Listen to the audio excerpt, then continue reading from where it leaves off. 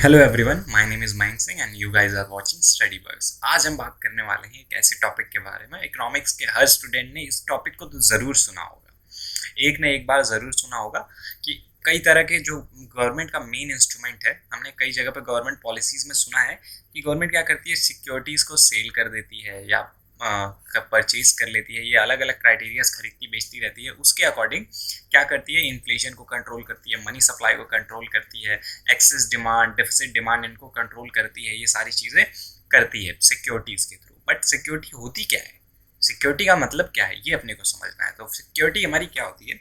Security हमारी एक financial instrument है। अब फाइनेंशियल इंस्ट्रूमेंट का मतलब क्या होता है, जो जिसके बदले हम दे के कुछ पैसा ले सकते हैं और वो हमें क्या हो, कुछ रिटर्न दे जाए, कुछ रिटर्न प्रोवाइड कर जाए। जैसे हम एग्जांपल के लिए अगर देखें तो हम देख सकते हैं, एग्जांपल के लिए जो हमारा एक इंस्ट्रूमेंट है वो है शेयर्स। शेयर्स का नाम हमने सुना होगा कि क्या होता है, हर कंपनी अपने एक छोटी छोटी क्या करती है, यूनिट्स निकालती है, ऑनरशिप की यूनिट्स निकालती है, अपने ऑनर्स को डिवाइड कर देती है। अब मुझे अगर 1 करोड़ रुपए इकट्ठा करने हैं या 1 लाख रुपए इकट्ठा करने हैं, मेरे पास ये पैसा नहीं है, तो मैं क्या करूंगा, इस कंपनी के मालिकाना हक को 100 लोगों में बांट दूंगा। 100 लोगों में क्या कर दूंगा, 100 पीपल्स में डिस्ट्रीब्यूट कर दूंगा। 100 पीपल्स में जब मैं डिस्ट्रीब्यूट करूंगा तो एक आदमी को कितना पैसा लगाना होगा, देन हम क्या करेंगे, 1 लाख को डिवाइड बाई 100 कर देंगे। मतलब एक आदमी को 1000 रुपए लगाने होंगे। तो 1000 रुपए लगाना कोई बड़ी बात नहीं है। और अब कंपनी स्टार्ट करने के लिए अपने पास 1 लाख रुपीज ईजिली आ जाएंगे। तो इस कंपनी के मालिक कितने रहेंगे, 100 मालिक रहेंगे। तो ये चीज़ हमारी शेयर कहलाती है। अब शेयर्स अलग अलग तरीके के होते हैं, उनके बारे में हम बाद में बात करेंगे। अभी हम बेसिक समझते हैं। अब देखो, ये शेयर क्या होता है, जब हम शेयर ले लेते हैं तो जो भी प्रॉफिट निकल के आता है उससे अपने को कुछ एक्स्ट्रा प्रॉफिट मिलता है। प्रॉफिट को हम बोलते हैं डिविडेंड। प्रॉफिट को हम फाइनेंस की लैंग्वेज में, अकाउंट्स की लैंग्वेज में बोलते हैं डिविडेंड। इन सब चीज़ों के लिए अलग से लेक्चर बना देंगे अगर आपको समझना होगा देन। लेकिन अभी हम बात करते हैं मेनली सिक्योरिटीज़ के बारे में। तो सिक्योरिटीज़ वो फाइनेंशियल एसेट्स होती हैं। अब कौन कौन सी फाइनेंशियल एसेट्स होती हैं? तो जो हमारी पहली फाइनेंशियल एसेट होती है वो होती है हमारी स्टॉक्स। स्टॉक्स में आपका शेयर्स आ जाते हैं अलग अलग टाइप के। और उसमें आपका इक्विटी शेयर होता है, प्रेफरेंस शेयर होता है। देन हमारा आ जाता है बॉन्ड्स। बॉन्ड्स हमारे क्या होते हैं, एक ऐसा चीज़ होती है जिसमें क्या होता है कि हमें, जैसे हमने गवर्नमेंट ने इशू करा या कहीं किसी कंपनी ने इशू करा कि भाई 100 रुपए की एक चीज़ हम आपको प्रोवाइड कर रहे हैं, एक फाइनेंशियल इंस्ट्रूमेंट, जिसपे हम क्या करेंगे, आपको 10%, 9% या 11% इंटरेस्ट प्रोवाइड कराएंगे। अलग अलग इंटरेस्ट रेट होते हैं, कुछ भी हो सकते हैं। आफ्टर 1 ईयर आप आइए और हमसे क्या करिए, ये इंटरेस्ट ले लीजिए। या फिर देखो, अलग अलग टाइम के लिए इशू करती है। कुछ तो होते हैं 2 ईयर्स के लिए इशू करते हैं, कुछ 1 ईयर के लिए इशू करते हैं। तो अलग अलग जैसी गवर्नमेंट कंपनी की रिक्वायरमेंट होती है उसके अकॉर्डिंग अलग अलग वो इंस्ट्रूमेंट्स इशू करते हैं। तो हम क्या करते हैं, वो चीज़ जब उन्हें प्रोवाइड करते हैं तो क्या होता है कि 1 साल के बाद, जब मान लो कंपनी ने 1 साल के लिए इशू करा है, तो हमने 1 साल के लिए जब लिया ना, तो 1 साल बाद जब हम जाएंगे तो अगर उस पर 10% इंटरेस्ट मिल रहा है तो कंपनी हमें 110 रुपये दे देगी उस बॉन्ड के थ्रू। तो ये चीज़ हमारी होती है कि अगर गवर्नमेंट, अगर कंपनी को मालिकाना हक जो ऑनरशिप है वो ट्रांसफ़र नहीं करनी, तो वो क्या करती है, बॉन्ड इशू कर देती है। देन इसके बाद आगे चलते हैं। आगे जो नेक्स्ट चीज़ हमारी निकल के आती है वो आती है म्यूचुअल फंड्स। म्यूचुअल फंड्स क्या होते हैं, इनके बारे में अलग से भी मैं वीडियो बना दूंगा। अभी यहाँ पे थोड़ा सा शॉर्ट में समझा देता हूँ कि क्या होता है म्यूचुअल फंड।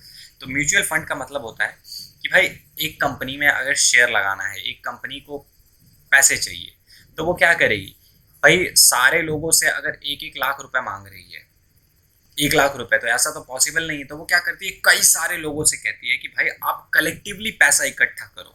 मतलब हर आदमी से 100-100 रुपए लेगी। यहाँ पे ऑनरशिप ट्रांसफर नहीं होती, पहले ही बता रहा हूँ, यहाँ पे ऑनरशिप ट्रांसफर नहीं होती। वो हर लोग क्या करते हैं, 100-100 रुपए देते हैं। और ये 1000 लोग मिलते हैं। ये 1000 लोग मिलके क्या करते हैं, 1000 लोग जो होते हैं वो मिला के 1 लाख रुपए इकट्ठा करते हैं। फिर एक इसका इन्वेस्टमेंट बैंकर होता है जो हर कंपनी के फंड को अलग अलग लगाता है। तो ये इन्वेस्टमेंट उठा के वो किसी भी फंड में कर देता है या अलग अलग 2-3 जगहों पे इस फंड को इन्वेस्ट करता है। देन वो वहां से क्या करता है, प्रॉफिट निकालता है। और जो भी प्रॉफिट आता है वो इन 1000 लोगों में डिस्ट्रीब्यूट हो जाता है। तो इसको बोलते हैं म्यूचुअल। म्यूचुअल का मतलब कई लोग कलेक्टिवली मिल के जब पैसा लगाते हैं और वो पैसे को कहीं इन्वेस्ट करा जाता है, दैट्स कॉल्ड म्यूचुअल फंड। तो ये हमारा एक टाइप का फंड होता है। देन इसके बाद आगे बढ़ते हैं। तो आगे नेक्स्ट जो हमारा चीज निकल के आता है वो आता है ETS, ETFS। ठीक है, ये हमारा क्या होता है, इसका मतलब होता है हमारा, इन सब के बारे में अलग से हम एक एक करके वीडियोस देखेंगे। तो जो हमारा ETS होता है, ETFS, इसका मतलब होता है एक्सचेंज ट्रेड फंड। ये भी एक तरह की सिक्योरिटी होती है, एक तरह की एसेट होती है, फाइनेंशियल एसेट, जिसका हम यूज करते हैं ट्रेड करने के लिए, अलग अलग टाइप के ट्रेड करने के लिए। देन हमारी नेक्स्ट चीज जो निकल के आती है वो चीज होती है हमारी डेरिवेटिव्स। ये एक अच्छा टॉपिक है और काफी एडवांस टॉपिक है, इनके बारे में भी हम अलग से डिस्कस करेंगे। और एक होता है हेज फंड्स। अभी क्या करते हैं, हम बस इनके टाइप्स जान लेते हैं कि कितने टाइप की फाइनेंशियल इंस्ट्रूमेंट्स होती हैं, फिर इनके बारे में आगे डिस्कस करेंगे। तो अब क्या करा जाता है, जो भी फाइनेंशियल इंस्ट्रूमेंट्स होती हैं इनको दो पार्ट्स में हम डिवाइड करते हैं।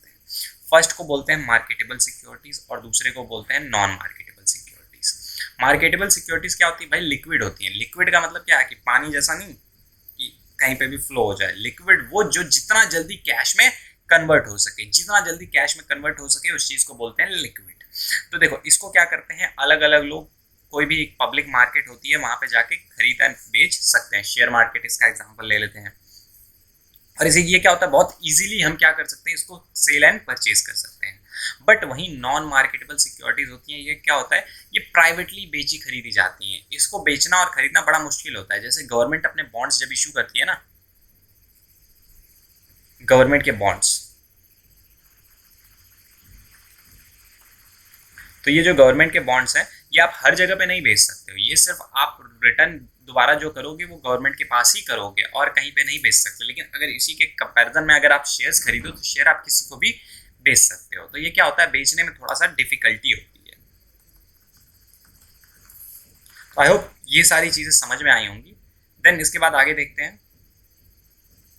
ये इतनी चीजें थी, इस टाइप की हमारी क्या होती है, ये सिक्योरिटीज होती है। अब सिक्योरिटी वर्ड से ये समझ में आता है कि भैया सेफ्टी तो रहेगी ना, जो पैसा हम इन्वेस्ट कर रहे हैं। तो नहीं, ऐसा नहीं है। कई बार कई कंपनियां लेके भाग जाती हैं। शेयर में अगर आपने लगाया तो शेयर गिर जाएंगे, ऐसी चीजें होती हैं। म्यूचुअल फंड्स और ये बॉन्ड्स, ये सारी चीजें तो लगभग सेफ होती है। बट शेयर्स के अगर उसमें जाएंगे आप तो क्या होगा, वो थोड़ा सा मुश्किल होता है। और ये क्या, देखो ये ईजी टू सेल होता है, सेल एंड परचेज करना बहुत ईजी होता है, लेकिन इसमें सेल एंड परचेज करना थोड़ा सा मुश्किल होता है। तो आई होप इतनी सारी चीजें समझ में आई होंगी। और अगर समझ में आई है, हम क्या करेंगे, देखो इनके लिए, स्टॉक्स के लिए, बॉन्ड्स के लिए, म्यूचुअल फंड्स के लिए, ईटीएफएस के लिए, डेरिवेटिव्स के लिए और हेज फंड्स के लिए, इन सब के लिए हम क्या करेंगे, अलग से एक एक वीडियो बना देंगे। तो आपको इतनी चीजें समझ में आई होंगी। और अगर कोई डाउट आता है देन आप नीचे कमेंट कर सकते हो।